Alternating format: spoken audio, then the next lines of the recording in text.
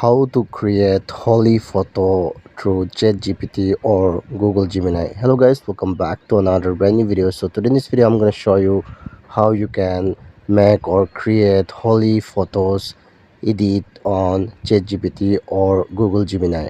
So first of all, make sure to download the app called Chatgpt from Google Play Store, and then just open this app, and then here click on this plus icon on the left side. Simply you need to click here and then go to photos, and then you have to select your photos.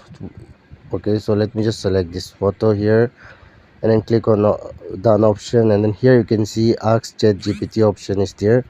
Here you just need to paste this prompt. Okay, let me just show you.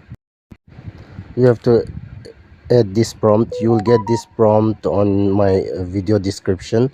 Just copy and paste here. You have to select the photo and then click on send option.